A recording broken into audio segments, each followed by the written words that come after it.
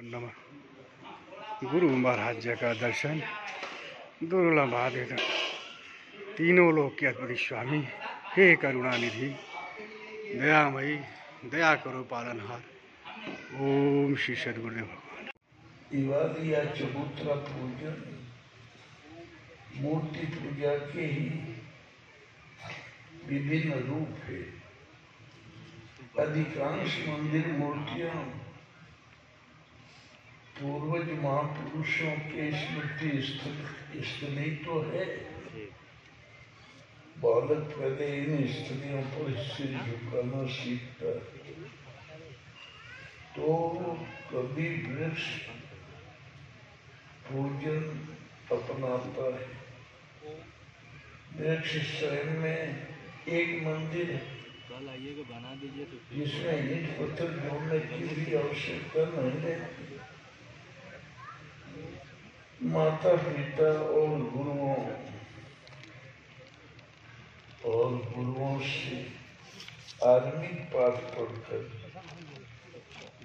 वयस्क होते होते वे महात्माओं के संसर्ग में आता है।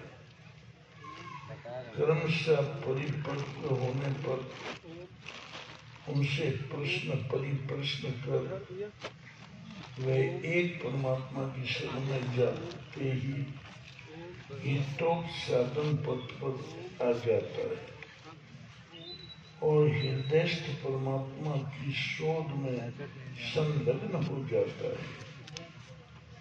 रामचरितमानस भी आदि शास्त्र गीता का ही अनुवाद है।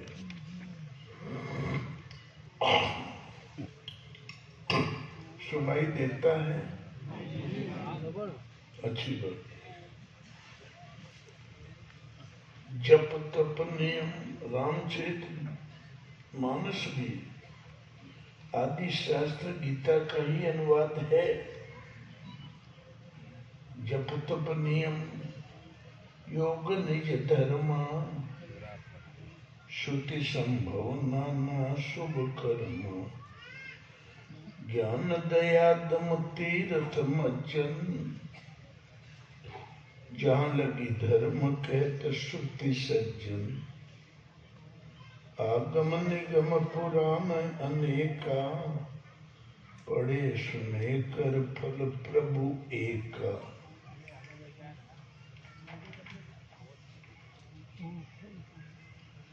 पढ़ने लिखने का फल एक, तब पद पंकज प्रीत निरंतर सब साधन कर फल यह सुंदर।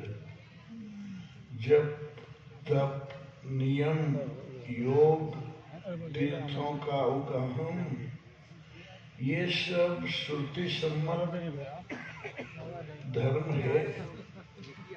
पुस्तक पढ़ना आदि का फल केवल एक उन प्रभु के चरण कमलों में प्रीति है।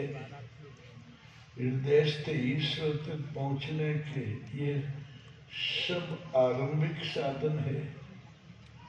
मंदिर मस्जिद इत्यादि माध्यमों को गोस्वामी तुलसीदास इन शब्दों में प्रस्तुत करते हैं कि तीर्थाटन साधन समुदाय योग विराग ज्ञान निपुणाई नाना कर्म धर्म व्रत दाना संयम दम जप तप मख नाना भूत दया द्विज गुरु सेवकाई विद्या विनय विवेक बढ़ाई जहाँ लगे साधन।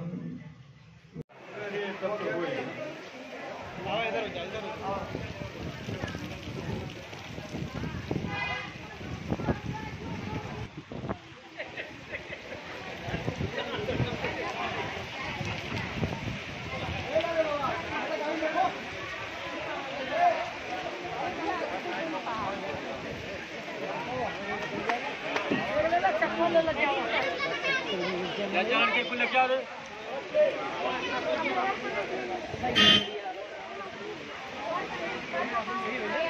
लेके आए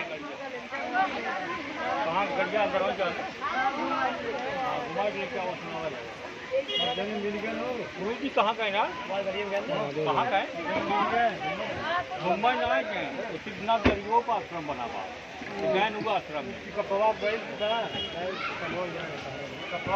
वहाँ जाइए कितना बढ़िया रमणीय स्थान था कब जाता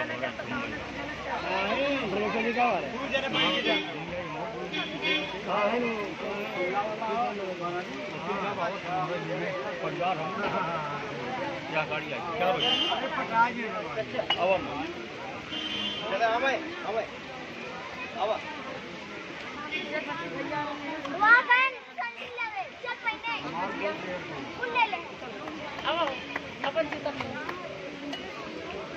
प्रवचन समाप्त होगा, सभी लोग अपने घर जा रहे हैं।